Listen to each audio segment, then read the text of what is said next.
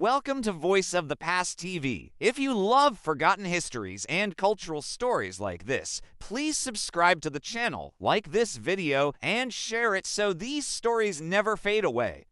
Long ago, when the roads were dusty and letters traveled slower than people, Igbo women began to leave their villages. Some followed their husbands to faraway towns, others went in search of trade, work, and a better life. Lagos, Port Harcourt, Aba, and Onitsha became new homes, but their hearts never truly left the villages they came from. In the cities, life was busy, days passed quickly, and years slipped away. Yet, in the quiet moments while selling goods in markets or sitting under moonlight, these women spoke softly of home.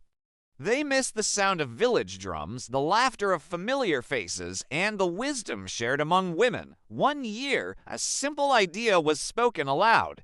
Why don't we return home together? August became the answer. The farms were resting, children were on holiday, and work allowed a short break.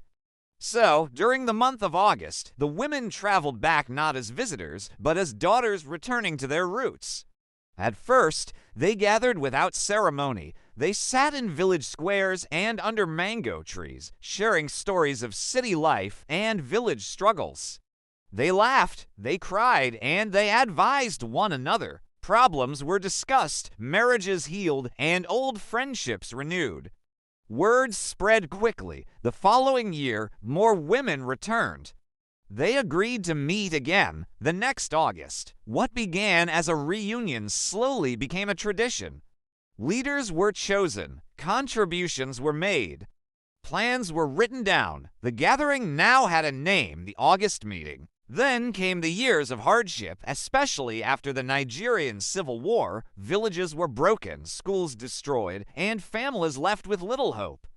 Once again, the women gathered in August, this time not just to talk but to rebuild.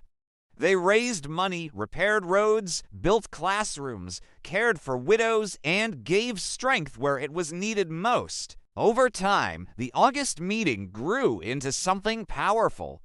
It became a season when Igbo women returned home in unity, dressed in pride, walking in strength, carrying both culture and progress in their hands. Today, drums announce their arrival. Dances fill the air, projects are commissioned, and the voices of women echo through villages, reminding everyone that history is not only written by kings and warriors, but also by mothers and daughters who chose unity. And so, the Igbo August meeting lives on not as a day that was discovered,